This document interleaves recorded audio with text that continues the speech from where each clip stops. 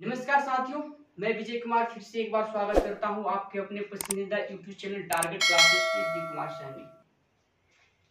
साथियों, मैं आशा करता हूं कि आप बहुत अच्छे होंगे। आपने जो सपने दिखे हैं, जो लक्ष्य को रखे हैं, उस लक्ष्य को पाने के लिए आप दिन रात मेहनत करके पढ़ाई कर रहे होंगे और आपने हमारे पिछले वीडियो को जो जितना प्यार दुलार दिया है वो काबिले तारीफ रहने वाला है।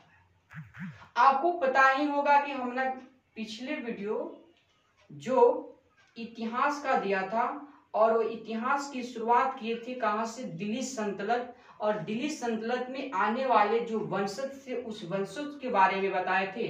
और दिल्ली सल्तनत के अंतर्गत जो प्रथम वंश को हमें पढ़ना है वो वंश कौन सा रहने वाला था, यानी कि गुलाम वंश रहने वाला था। और गुलाम वंश के ही अंतर्गत हमने बताया था कि 3 वंश हुआ है, 3 वंश को हमें पढ़ना है। कितना वंश को पढ़ना है? 3 वंश को पढ़ना है। और क्यों पढ़ना है और गुलाम वंश के अंतर्गत 3 वंश क्यों हुए, हमने पिछले वीडियो में बताया है। जैसा कि आपको पता होगा कि गुलाम वंश का संस्थापक किसे कहा जाता है? कुतुबुद्दीन ऐबक को कहा जाता है। और दिल्ली सल्तनत की जब शुरुआत होती है तो प्रथम शासक के रूप में हम जानते हैं कि कुतुबुद्दीन ऐबक को ही माना जाता है। तो यहाँ पे गुलाम वंश का प्रथम शासक कौन होने वाला है? तो गुलाम वंश का प्रथम शासक जो होने वाला है कुतुबुद्दीन ऐबक। और कुतुबुद्दीन ऐबक ने ही इस दिल्ली सल्तनत यानी कि गुलाम वंश में अपने ही नाम से एक वंश चला दिया था, जिसे हम क्या कहा, किस नाम से जानते हैं? यानी कि कुतुबी वंश के नाम से जानते हैं। और कुतुबी वंश को बहुत अच्छे ढंग से हमने पिछले वीडियो में पढ़ाया है और आपको बताया है। अगर आप अभी तक उस वीडियो को नहीं देखे हैं तो वीडियो का लिंक मैं डिस्क्रिप्शन में दे दूंगा, उसको आप देख लीजिएगा। अगर उस वीडियो को आप 10 से 15 मिनट भी देखते हैं तो उस पृथ्वी वंश से जितने भी इंपॉर्टेंट क्वेश्चन आने वाले हैं उसको देखने के बाद आप जरूर कर पाइएगा। लेकिन आज के इस वीडियो में हम गुलाम वंश के ही अंतर्गत अगले शासक, अगले वंश को पढ़ेंगे जिसे शमसी वंश कहा जाता है। और शमसी वंश में ही पढ़ने वाले हैं इल्तुतमिश के बारे में। लेकिन इल्तुतमिश के साथ साथ हम इस पे भी चर्चा करेंगे कि भारत की एक बहुत बहादुर महिला शासिका, दिल्ली सल्तनत में होने वाली प्रथम महिला शासिका, भारत की मुस्लिम प्रथम महिला शासिका रजिया सुल्तान के बारे में पढ़ेंगे, जो बहुत ही बहादुर शासिका थी।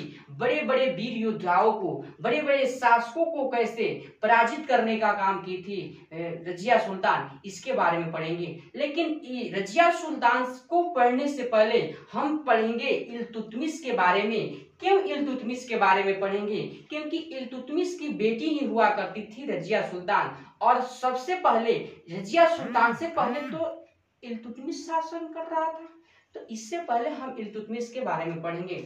जैसा कि हमने बताया था आपको पिछली वीडियो में कि जो ये मोहम्मद गौरी था, कुछ बातें मैं याद दिला दूं आपको।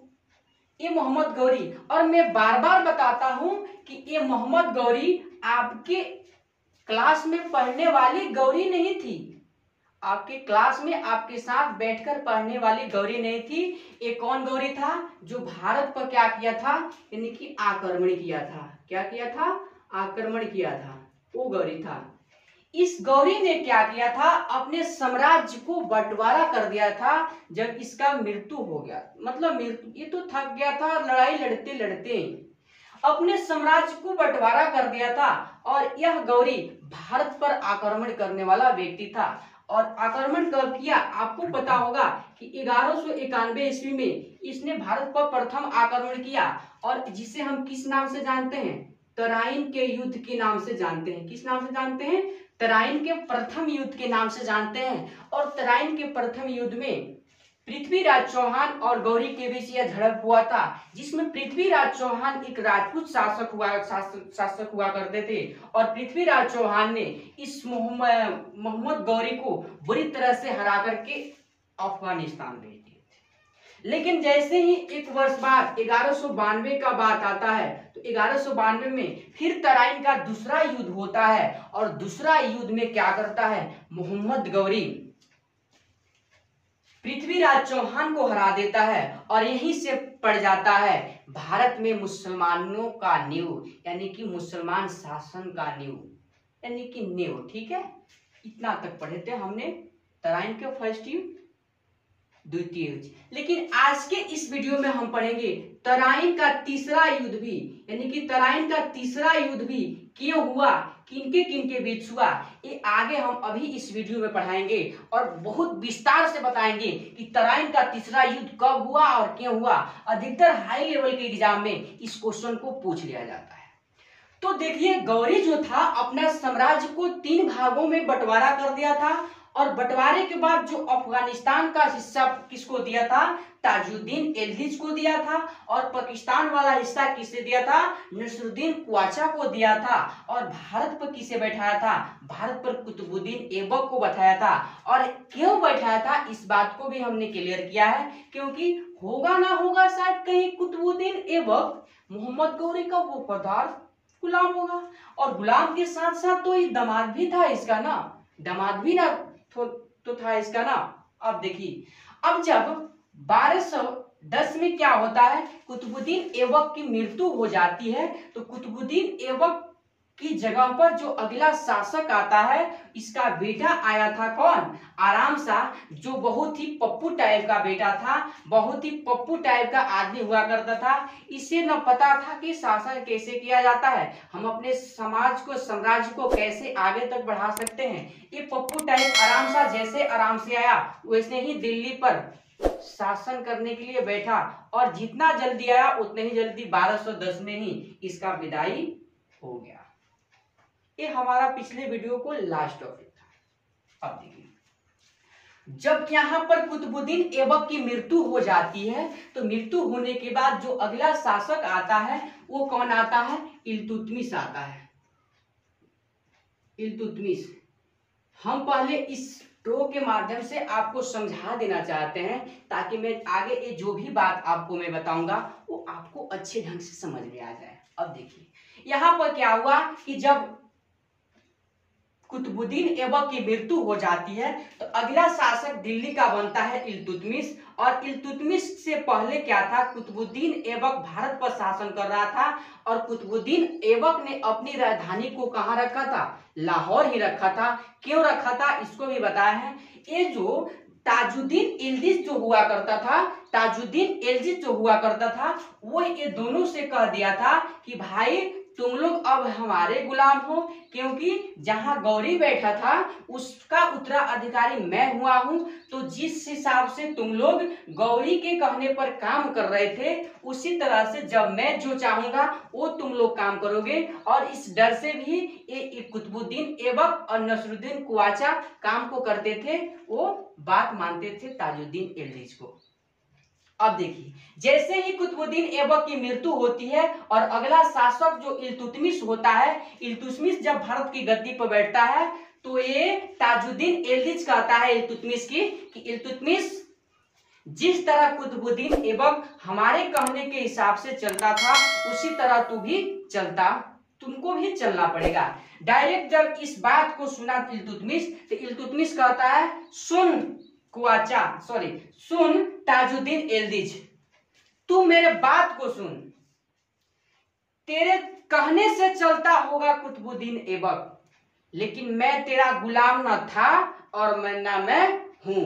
इस इल्तुतमिश ने क्या कह दिया ताजुद्दीन एल्दिज से कि कुतुबुद्दीन ऐबक तुम्हारा गुलाम होगा, लेकिन मैं किसी का गुलाम नहीं है, मैं तुम्हारे बस में रहने वाला नहीं हूं, मैं तुम्हारा एक भी बात मानने को तैयार नहीं हूं। इस बात को इल्तुतमिश ने कह दिया, किससे, ताजुद्दीन एल्दिज से। और ताजुद्दीन एल्दिज से ये बात कहने के बाद इल्तुतमिश ने क्या किया कि अपनी राजधानी जो कुतुबुद्दीन ऐबक रखा था, कहाँ, लाहौर में राजधानी को रखा था, लाहौर में। अब लाहौर से इल्तुतमिश क्या करता है, लाहौर से अपना राजधानी दिल्ली स्थानांतरित कर लेता है। कहां कर लेता है, दिल्ली स्थानांतरित, मतलब दिल्ली ला लेता है। और दिल्ली लाने के बाद अब दिल्ली पर ये अपना कौन, इल्तुतमिश पूरा साम्राज्य को विस्तार करना चाहता है। और आप लोग बताइए, साम्राज्य को विस्तार करने के लिए सबसे पहले आपके पास सेना होना चाहिए, और सेना के साथ साथ आपके पास पैसा भी होना चाहिए, ताकि उस सेना को क्या दिया जाए, वेतन दिया जा सके। अब जब इसने अपनी राजधानी दिल्ली लाई इल्तुतमिश, तो इल्तुतमिश के बस का बात नहीं था कि पूरे दिल्ली पर ये शासन कर ले, क्योंकि दिल्ली से सटे ही राजपूत हुआ करते थे, यानी कि राजस्थान के शासक राजपूत हुआ करते थे, मराठा हुआ करते थे। मराठा कभी भी इल्तुतमिश का काम तमाम कर सकते थे। इन सब के रहते पूरा अधिकार दिल्ली पर नहीं कर सकता था इल्तुतमिश, लेकिन इल्तुतमिश ने यहाँ क्या किया, दिमाग लगाना स्टार्ट कर दिया। और दिमाग कैसे लगाया, इसके पास तो पैसा पूंजी था नहीं कि अपना एक सेना को संगठित कर ले। तो दिमाग एक क्या लगाया, इसको आप लोग समझिए। 1 मिनट थोड़ा मैं आपका समय लूंगा।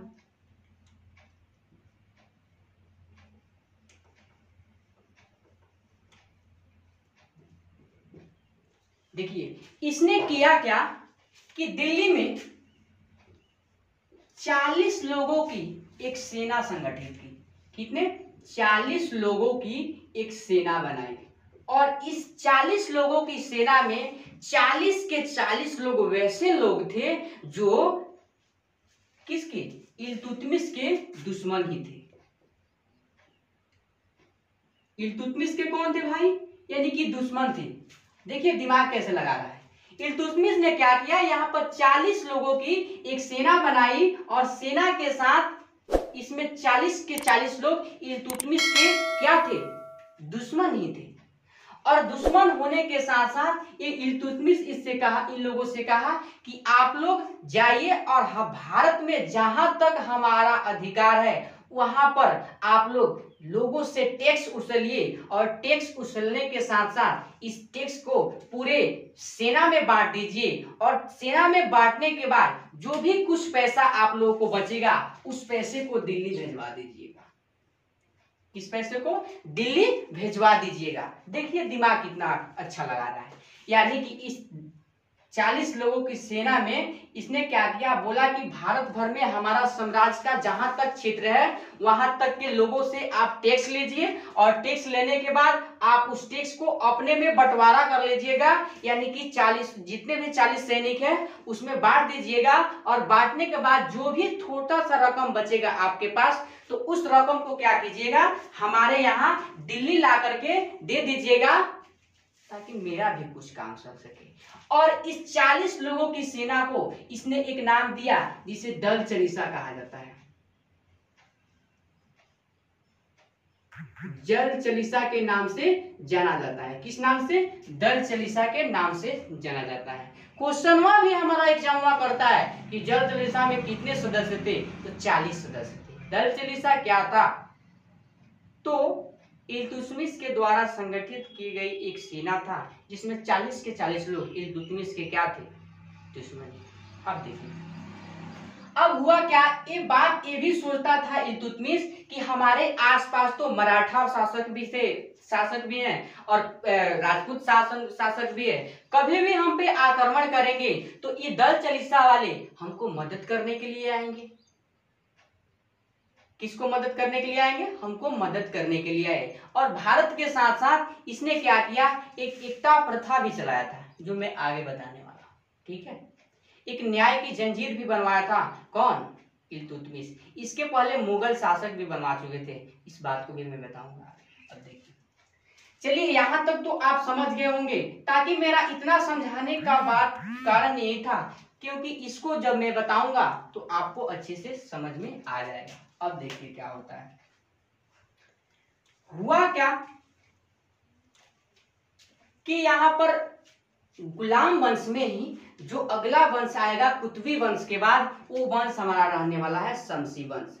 आज इसी के बारे में तो चर्चा करने के लिए हमने बोला था। देखिए शमसी वंश जो गुलाम वंश के अंतर्गत ही आने वाला दूसरा वंश था।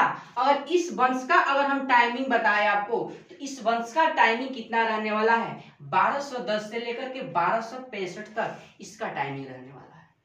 यानी कि इस शमसी वंश का शासन कब तक रहेगा? यानी कि 1210 से लेकर के 1265 तक रहेगा।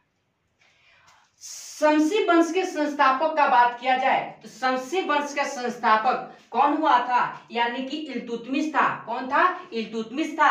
और इल्तुतमिश ने इस शमसी वंश में कब तक शासन किया? तो 1210 से लेकर के 1236 तक शमसी वंश में शासन करने का काम किया। और शमसी वंश का पहला शासक इल्तुतमिश ही था। और जो कब से कब तक समय मतलब शासन किया? 1210 से लेकर के 1236 तक शासन करने का काम किया। और यहाँ पर इसे दिल्ली सल्तनत का पहला सुल्तान बना, मतलब दिल्ली सल्तनत का पहला सुल्तान। क्वेश्चनवा करता है हमारा एग्जाम कि दिल्ली सल्तनत का पहला सुल्तान की उपाधि धारण करने वाला व्यक्ति कौन था? तो कौन था? इल्तुतमिश। क्योंकि आपको पता होगा कि सुल्तान के साथ साथ इल्तुतमिश को दिल्ली सल्तनत का वास्तविक शासक कहा जाता है। क्या आपको पता है कि क्यों कहा जाता है? नहीं पता है। थोड़ा सा टाइम दीजिएगा, मैं इस बात को क्लियर कर देता हूं। इस बात को मैं पहले क्लियर करता हूं कि आखिरकार सुल्तान कैसे बना, क्यों बना, मतलब इसको सुल्तान की उपाधि कैसे मिली। तो आपको पता होगा इसके पहले गौरी ने भी भारत पर आक्रमण किया था, मोहम्मद कासिम ने भी किया था, गजनवी ने भी किया था। तो ये गौरी से पहले मोहम्मद कासिम और गजनवी भारत पर केवल आक्रमण ही कर लिए थे और आक्रमण करने के साथ साथ ये भारत पर शासन नहीं करना चाहते थे। और जब मैंने मुसलमान के बारे में बताया था तो मुसलमानों के बारे में एक बात मैं बताता हूं कि उस समय के मुसलमान अपने साम्राज्य को विस्तारित करने के लिए, अपने धर्म के प्रचार प्रसार और लोगों को अपनाने के लिए उसमें एक खलीफा पद हुआ करता था। और खलीफा पद का बात किया जाए, जो अल्लाहू अकबर कह के मुसलमान मैदान में कूद पड़ते हैं, इस अल्लाहू अकबर खलीफा पद को उस समय बगदाद के पास था। किसके पास था? बगदाद के पास। और मुसलमान धर्म में इस बात की मान्यता थी कि अगर हम अपने सरजमी पे महिलाओं के साथ दुर्व्यवहार करते हैं और यहाँ पे मारकाट करते हैं, कुछ पूंजी को लूटते हैं, तो अल्लाह हमें माफ नहीं करेगा। और यही काम अगर हम विदेशों की भूमि पर जाकर करेंगे तो अल्लाह हमें जन्नत नसीब करेगा। और क्या होगा? हमको कुछ कहने का मतलब यह है ना कि हम अपने सरजमी पर अगर किसी भी गलत व्यवहार किसी महिला के साथ करेंगे तो अल्लाह हमें माफ नहीं करेंगे। लेकिन इसी काम को हम विदेशों में जाकर के अगर विदेशों की महिलाओं के साथ विदेशों के धरती पे इस काम को करेंगे, इस काम को अंजाम देंगे, इस घटना को अंजाम देंगे, तो अल्लाह हमें स्वर्ग नसीब करेगा, यानी कि जन्नत नसीब करेगा। तो उस समय जो खलीफा पद था, खलीफा पद बगदाद के पास हुआ था। और बगदाद की जब इस बात की पता चली कि इल्तुतमिश एक ऐसा शासक है जो दिल्ली में अपने मुस्लिम साम्राज्य को विस्तार भी कर रहा है और वहां पे शासन कर रहा है, तो उस खलीफा पद ने क्या किया? इल्तुतमिश को सुल्तान की उपाधि दी। क्या दी? सुल्तान की उपाधि दी। तो क्वेश्चन आप ध्यान रखिएगा कि दिल्ली सल्तनत में पहला सुल्तान की उपाधि, सुल्तान की राज्य धारण करने वाला पहला व्यक्ति कौन था? इल्तुतमिश था। कौन था? इल्तुतमिश था। आगे बढ़िए। अब देखिए इल्तुतमिश को इल्बारी तुर्क या गोत्र के नाम से जाना जाता है, यानी कि इल्तुतमिश को इल्बारी तुर्क या इल्बारी तुर्क या गोत्र। कहने का मतलब यह है कि जो इल्तुतमिश था ना, ये एक इल्बारी तुर्क था। जैसे में आप लोग गोत्र बोल सकते हो, हम लोगों में गोत्र होता है ना, हर एक जातियों में गोत्र होता है, वैसे ही एक जो इल्तुतमिश था वो एक इल्बारी तुर्क था जिसे आप गोत्र बोल सकते हैं। क्या बोल सकते हैं? गोत्र बोल सकते हैं। कहाँ का था? तुर्क का था। ठीक है। अब देखिए इल्तुतमिश को यहाँ पर हम ऐबक लिखे हैं, यानी कि कुतुबुद्दीन ऐबक। इल्तुतमिश को कुतुबुद्दीन ऐबक का गुलाम कहा जाता है। किसको कहा जाता है? कुतुबुद्दीन ऐबक को गुलाम कहा जाता है। और यहां से देखिए कैसे क्वेश्चन बनेगा, यानी कि गुलामों का गुलाम क्यों कहा जाता है? क्योंकि गुलामों का गुलाम क्यों किसे कहा जाता है? तो इल्तुतमिश को कहा जाता है। एक पॉइंट यहां पर आप ध्यान रखिएगा, यानी कि गुलामों का गुलाम, गुलामों का गुलाम। गुलामों का गुलाम किसे कहा जाता है? इल्तुतमिश। किसे कहा जाता है? इल्तुतमिश। यानी कि गुलामों का गुलाम इल्तुतमिश को कहा जाता है। क्यों कहा जाता है? थोड़ा सा यहाँ ध्यान दे दीजिए। जैसे मैं आपको पता होगा, हम अभी क्लियर कर देते हैं कि इसको गुलामों का गुलाम क्यों कहा जाता था। अभी हम आपको क्लियर कर देते हैं।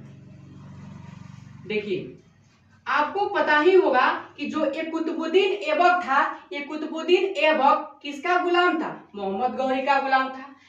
ये जो इल्तुतमिश था वो किसका गुलाम था? कुतुबुद्दीन ऐबक का गुलाम था। तो ऐबक गुलाम था गौरी का गुलाम था ऐबक, यानी कि कुतुबुद्दीन ऐबक। और कुतुबुद्दीन ऐबक का गुलाम कौन था? इल्तुतमिश। इसीलिए इसे क्या कहता है? गुलामों का गुलाम भी कहा जाता है। और चाहे आप बोल सकते हैं कुतुबुद्दीन ऐबक किसका गुलाम था? सॉरी, गौरी का गुलाम था। और गौरी का गुलाम कौन था?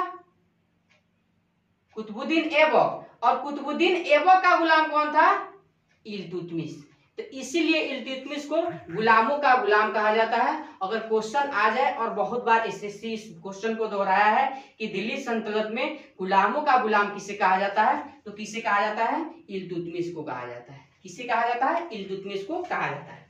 अब देखिए इल्तुतमिश ने क्या किया कि इल्तुतमिश ने अपनी राजधानी लाहौर से दिल्ली लाया। यानी कि इल्तुतमिश जो था अपनी राजधानी को कहां से, यानी कि लाहौर से कहां लेकर के आया, यानी कि दिल्ली। अगर हमारे पास मैप होता ना, मेरा मैप कोई लड़का उसको खेल गया है, अगर मैप होता तो मैं अच्छे से इस बात को और भी बता सकता उस मैप के माध्यम से, क्योंकि आप लोग जानते हैं कि मैं हिस्ट्री पढ़ाने का कुछ तरीका ही अलग रहने वाला है मैप के। लेकिन फिर भी मैं कोशिश करता हूं ताकि आपको समझ में आ जाए कि आखिरकार लाहौर से दिल्ली राजधानी को कैसे लेकर के आया।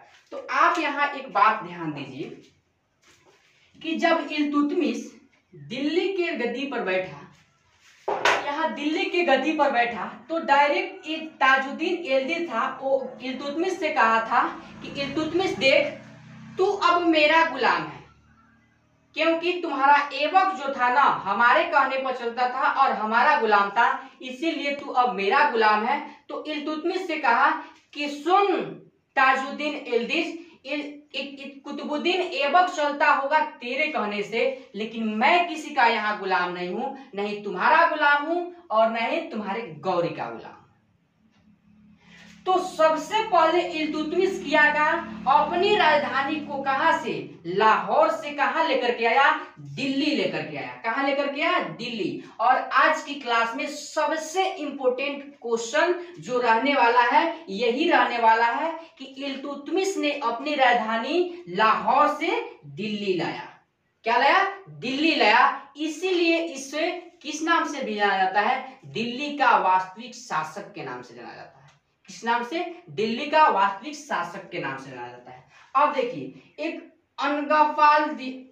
अनगपाल तोमर ने दिल्ली की स्थापना की, यानी कि दिल्ली का स्थापना का बात किया जाए तो अनगपाल तोमर के द्वारा दिल्ली की स्थापना किया गया था। अब देखिए, इल्तुतमिश ने दल चालीसा या तुर्काने चलागान की स्थापना की, यानी कि इल्तुतमिश जो था एक दल चालीसा का गठन किया, जिसे आप बोल सकते हैं तुर्काने चलागान या दल चालीसा। जो तुर्काने चलागान है ना वो दल चालीसा ही है। इसकी स्थापना किसने किया था? इल्तुतमिश ने किया था। और दल चालीसा को हमने बहुत अच्छे ढंग से यहाँ पर क्लियर कर दिए हैं कि जब दिल्ली के गद्दी पर बैठने वाला था कौन, यानी कि इल्तुतमिश, तो इल्तुतमिश ने क्या किया, दिल्ली पर शासन करने के लिए उसे सेना की जरूरत थी और सेना के साथ साथ उसे पैसा की भी जरूरत था। तो क्या किया इल्तुतमिश, यहाँ पर ही भारतीय लोगों को क्या किया, 40 का एक समूह बनाया, यानी कि 40 का एक सेना बनाया और उसी सेना को किस नाम से जाना जाता है? दल चालीसा के नाम से जाना जाता है। और इस दल चालीसा में 40 के 40 लोग ही क्या थे, यानी कि उसका विरोधी थे। आगे तो हमें पढ़ना है कि इसी 40 में से एक अगला शासक भी आएगा इस गुलाम वंश में, लेकिन अभी किस चीज का सदस्य है, यानी कि दल चालीसा का ही सदस्य है। तो इस बात को क्लियर हो गया। अब एक कर्ता क्या है? कौन? इल्तुतमिश। भारत में क्या करता है, यानी कि दिल्ली में एक इल्तुतमिश जो था वो टैक्स के लिए एक एकता प्रथा की शुरुआत करता है। क्या करता है? एकता प्रथा की शुरुआत करता है। और यहाँ पर कमीशन हमारा क्वेश्चनवा पूछेगा, कमीशन हमारा क्वेश्चनवा को पूछेगा कि एकता प्रथा की शुरुआत किसने किया था? तो इल्तुतमिश ने किया था। इसे याद करने का ट्रिक देख लीजिए, यानी कि ई से एकता और ई से इल्तुतमिश, ई से एकता और ई से क्या हुआ? इल्तुतमिश। तो इल्तुतमिश ने क्या किया था? एकता प्रथा की क्या की थी? शुरुआत की थी। और मैं थोड़ा सा डाउट यहाँ क्लियर कर देता हूं कि सबसे पहले एकता प्रथा की शुरुआत किसने किया था? तो मोहम्मद गौरी ने सबसे पहले एकता प्रथा की शुरुआत किया था। लेकिन भारत में एकता प्रथा की शुरुआत किसका श्रेय जाता है? यानी कि इल्तुतमिश को, क्योंकि इल्तुतमिश ने गौरी से प्रभावित होकर ही भारत में एकता प्रथा की शुरुआत की। अब हमें बताइए, आप लोग तो बुक में से क्या किए थे, रट लिए होंगे कि एकता प्रथा की शुरुआत इल्तुतमिश ने किया था। लेकिन आखिरकार एकता प्रथा होता क्या है, क्या आपको पता है? बहुत सारे भाइयों को पता ही होगा। आइए मैं बता देता हूं कि आखिरकार एकता प्रथा होता क्या है। यानी कि इल्तुतमिश जो था, हमने बताया था ना कि बहुत दिमाग लगाने वाला व्यक्ति था। एकता प्रथा के मतलब, एकता प्रथा के मतलब होता है जमीन का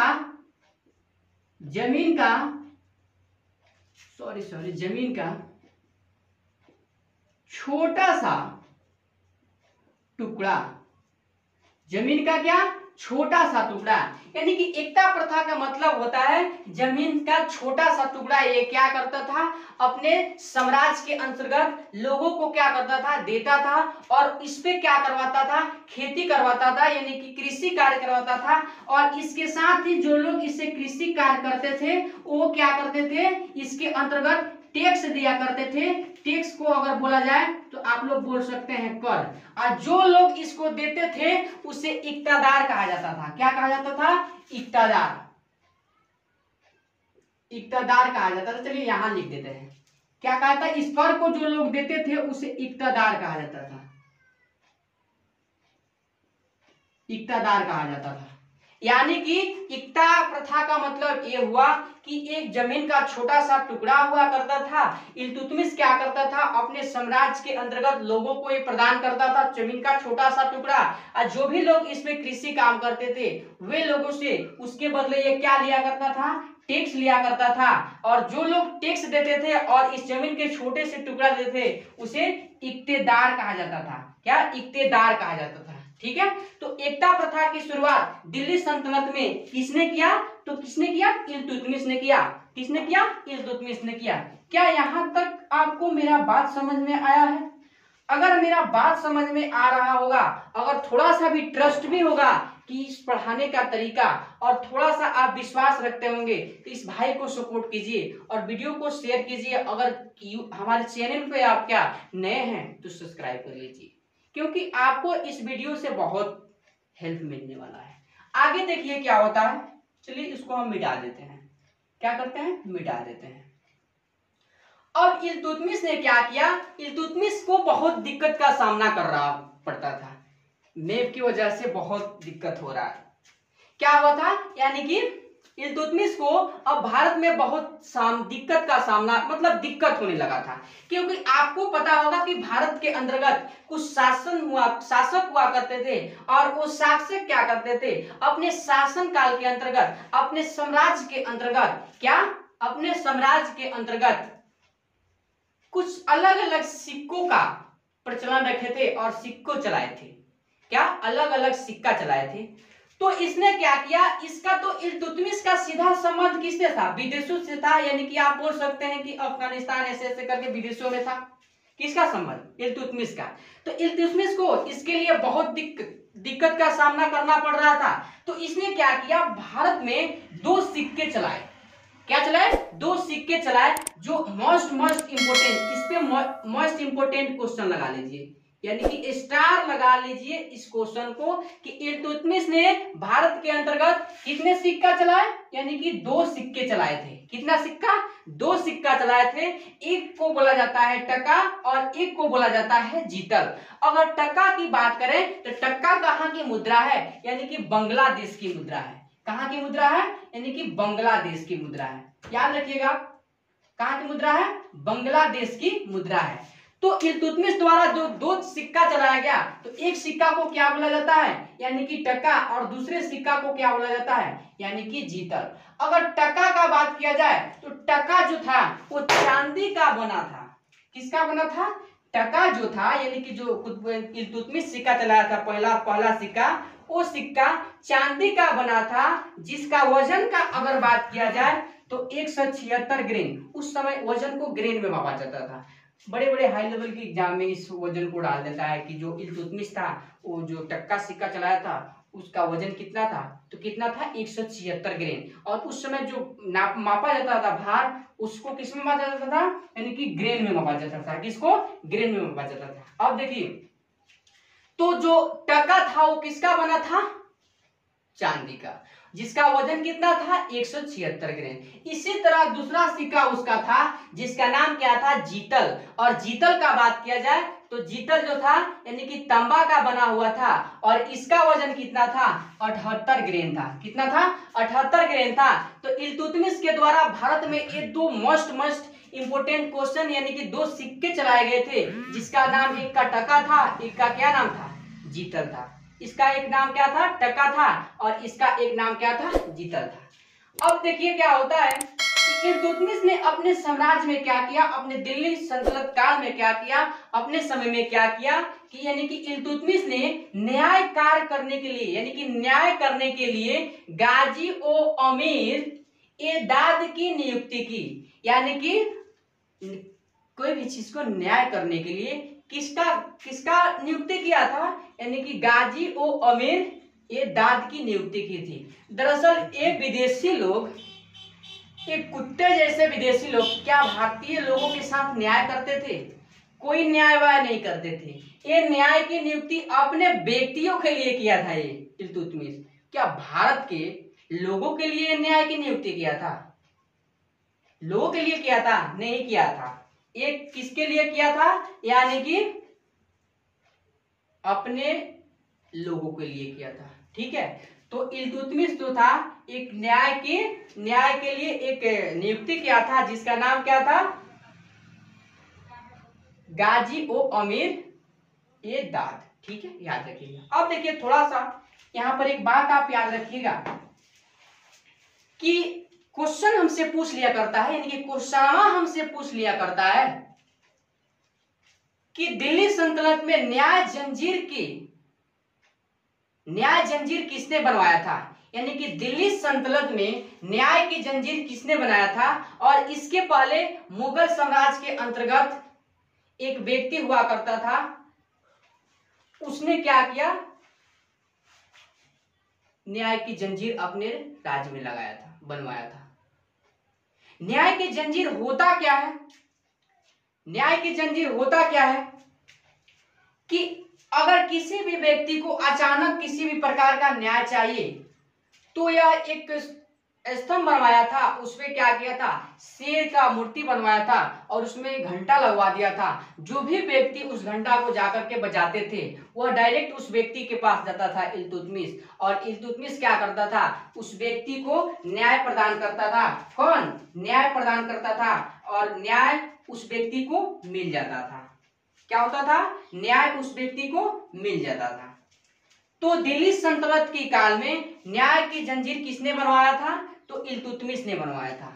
ठीक है, इल्तुतमिश ने, लेकिन इसके पहले मुगल शासन में बन चुका था। ठीक है, अब देखिए अब होता क्या है। इतना बात तक क्या था, इतना बात और इतना काम को करते आ रहा था इल्तुतमिश। एक समय आता है 1215, जिसे हम फर्स्ट में ही बताया था कि आज तराइन का तीसरा युद्ध भी मैं पढ़ाऊंगा, और अच्छे ढंग से मैं आपको बता दूंगा। तो इस बात को आप लोग समझ जाइए कि जो ये अफगानिस्तान में बैठा था ताजुद्दीन एलजी, नो मैं बता रहा हूं तराइन का तीसरा युद्ध क्लियर कर रहा हूं आपको, यानी कि अफगानिस्तान में जो बैठा था ताजुद्दीन एलजीज, ताजुद्दीन एलजीज क्या था, इस सभी काम को देख रहा था कि इल्तुतमिश तो अब इंडिया में जाकर के, भारत में जाकर ज्यादा एटीट्यूड में आ गया है, यानी कि ज्यादा एटीट्यूड में आ गया है। ये क्या कर रहा है, अपने मन से सिक्का बनवा, मतलब सिक्का चला रहा है अपने आप से, इक्ता प्रथा को चला रहा है, राजधानी को क्या लाहौर से दिल्ली लेकर के जा रहा है। तो एक क्या हुआ कि अफगानिस्तान के शासक ताजुद्दीन एलजीज के साथ और इल्तुतमिश के साथ एक समय था 1215, और 1215 में इन दोनों के साथ एक युद्ध होता है जिसे ही जाना जाता है तराइन का तीसरा युद्ध। किस नाम से जाना जाता है, तराइन का तीसरा युद्ध। इल्तुतमिश और ताजुद्दीन एलजीज दो अफगानिस्तान में बैठा था, अफगानिस्तान का शासक था, और अफगानिस्तान में कहां बैठा था, जहां गौरी बैठा करके गया था, और जिस गद्दी पर गौरी बैठा था वहीं पर बैठा था कौन, ताजुद्दीन एलजीज अफगानिस्तान में। और अफगानिस्तान में ताजुद्दीन एलजीज बैठ करके ये बोला था इस किससे, इल्तुतमिश के, कि इल्तुतमिश तू अब मेरा गुलाम है, लेकिन इल्तुतमिश ने उसका गुलाम मानने से इनकार कर दिया, और इतना सारा काम करके ये इंस्टीट्यूट में आ गया था इल्तुतमिश। तो इससे अब देखा नहीं गया, यानी कि ताजुद्दीन एलजीज से देखा नहीं गया, और 1215 में इन दोनों के बीच एक झड़प होता है, एक युद्ध होता है जिसे ही जाना जाता है तराइन का तीसरा युद्ध।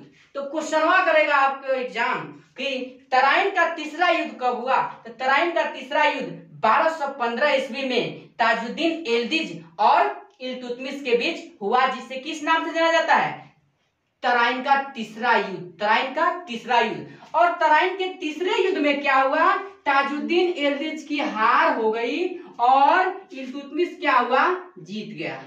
और इतने घटिया टाइप होकर के इसको पिटाई कर दिया ना, मतलब बुरी तरह से पिटाई कर दिया ताजुद्दीन एलजीज का, और ताजुद्दीन एलजीज का खात्मा हो गया, ताजुद्दीन एलजीज का क्या हो गया, मृत्यु हो गया।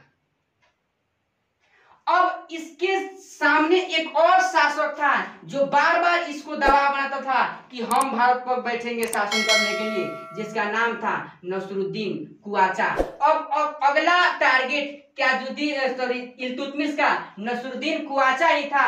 जब देख लिया कि बुरी तरह से पिटाई करके ताजुद्दीन एलजीज का हत्या कर दिया कौन, इल्तुतमिश, तो इल्तुतमिश जब हत्या कर दिया ताजुद्दीन एलजीज का, तो इस डर से क्या किया, नसरुद्दीन कुआचा ने पाकिस्तान के ही एक नदी में कूद करके अपना आत्महत्या कर लिया।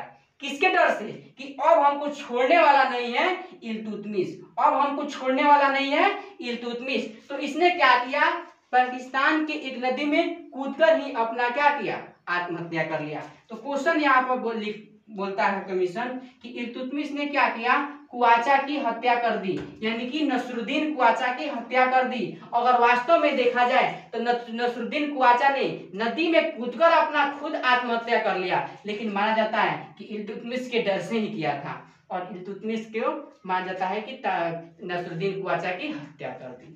ठीक है, अब देखिए हमने बताया था ना कि जो इल्तुतमिश था, इल्तुतमिश को क्या वास्तविक शासक, यानी कि दिल्ली के वास्तविक शासक के रूप में जाना जाता है। किसको, इल्तुतमिश को दिल्ली का वास्तविक शासक के रूप में जाना जाता था।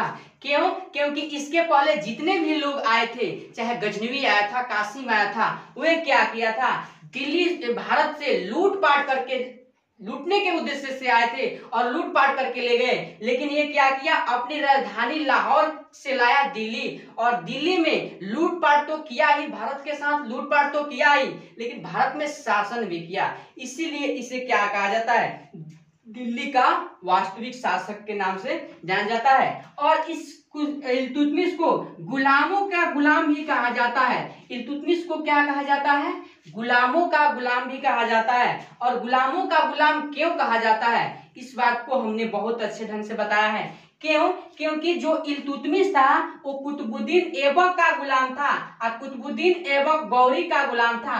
अर्थात आप बोल सकते हैं कि गौरी का गुलाम कौन था, कुतुबुद्दीन ऐबक, और कुतुबुद्दीन ऐबक का गुलाम कौन था, यानी कि कुतुबुद्दीन ऐबक का गुलाम कौन था, इल्तुतमिश। इसीलिए इस इल्तुतमिश को क्या कहा जाता है? गुलामों का गुलाम कहा जाता है। और क्वेश्चन कई बार पूछा गया है कमीशन में कि गुलामों का गुलाम किसे कहा जाता है, तो आप ऐबक को मत लगाइएगा, लगाइएगा किसको? इल्तुतमिश को। ठीक है, कहा जाता है कि इल्तुतमिश को कहा जाता है कि यह मतलब मंगोलों के आक्रमण से दिल्ली को बचाया था। किसके आक्रमण से? यानी कि मंगोल के आक्रमण से दिल्ली को बचाया था। कौन? इल्तुतमिश। कैसे बताया था? अब देखिए,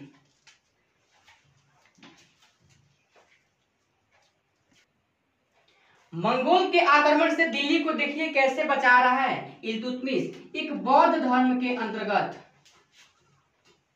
क्लियर करता हूं आपको कैसे बचाया था। बौद्ध धर्म के अंतर्गत एक व्यक्ति हुआ करते थे, जिस व्यक्ति का मैं नाम भी बताऊंगा, काम भी बताऊंगा। यह व्यक्ति बौद्ध धर्म के अंतर्गत इतने बहादुर और इतने इनका खून खराबे से इतना दोस्ती था कि इनका तलवार भी क्या था? रोज खून ही मांगता था।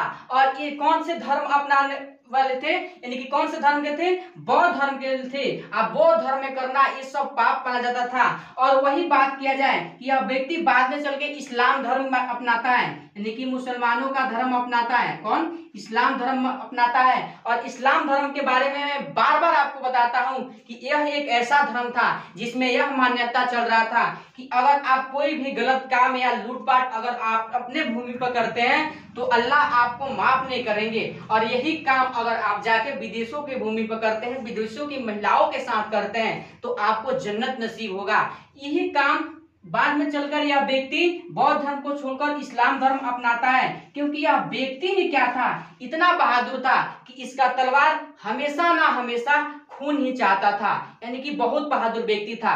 तो वह व्यक्ति किसका मतलब कहाँ का था? मंगोल का था। तो मंगोल के आक्रमण से इल्तुतमिश क्या करता है? बचाता है। कैसे बताता है? अब उस व्यक्ति का नाम सुनिए। उस व्यक्ति का देखिए नाम क्या है। उस व्यक्ति का क्या नाम था? Genghis Khan. चंगेज खान बोलिए और चाहे तिमुचिन मंगोल बोलिए, चाहे तिमुचिन मंगोल बोलिए, ठीक है। वह व्यक्ति जिसका तलवार हमेशा खून चाहता था, खून मांगता था, जो हरदम लूटपाट ही करना चाहता था, वह कौन व्यक्ति था? बहुत खतरनाक व्यक्ति था चंगेज खान। चंगेज खान को एक और नाम से जाना जाता है जिसे तिमुचिन भी कहा जाता है, जो मंगोल के समकालीन हुआ करते थे। कौन थे? मंगोल के समकालीन हुआ करते थे। अब देखिए यह व्यक्ति क्या होता है? एक व्यक्ति जलालुद्दीन मकबरनी यानी कि जलालुद्दीन मकबरनी एक बार क्या करता है? इस चंगेज खान के भाई की हत्या कर देता है। चंगेज खान की भाई की क्या कर देता है? हत्या कर देता है। कौन? मकबरनी। अब जब इस चंगेज खान की भाई की हत्या कर देता है मकबरनी, तो होता क्या है? मकबरनी हत्या करने के बाद यह दिल्ली की तरफ भागने लगता है जलालुद्दीन मकबरनी, और इसके इससे पीछा करने के लिए जलालुद्दीन मकबरनी को मारने के लिए दौड़ पड़ता है चंगेज खान। क्या? Genghis Khan. क्योंकि इस चंगेज खान की भाई की हत्या कौन किया था? जलालुद्दीन मकबरनी किया था। और जलालुद्दीन की मकबरनी से बदला लेने के लिए चंगेज खान इसका पीछा करने लगा, और यह भागते भागते जलालुद्दीन मकबरनी दिल्ली की तरफ बढ़ने लगा। कहाँ बढ़ने लगा? दिल्ली की तरफ बढ़ने लगा। कहाँ बढ़ने लगा? दिल्ली की तरफ बढ़ने लगा। और दिल्ली की तरफ शासन कौन कर रहा था? इल्तुतमिश कर रहा था। और इल्तुतमिश के पास एक खत भिजवाता है मकबरनी, एक लेटर भिजवाता है। कौन? मकबरनी। और वह लेटर कोई प्यार मोहब्बत वाला लेटर नहीं था, यह एक क्या था? आग्रह था कि आप हमें इस मंगोल से, इस चंगेज खान से बचा लीजिए। तो वह लेटर कैसा था? एक प्रकार का विनम्र, यानी कि विनम्र का लेटर था। एक प्रकार का कुछ उससे विनती करना चाहते थे। कौन? यानी कि हेल्प लेना चाहते थे जलालुद्दीन मकबरनी। वो कोई लव लेटर नहीं था।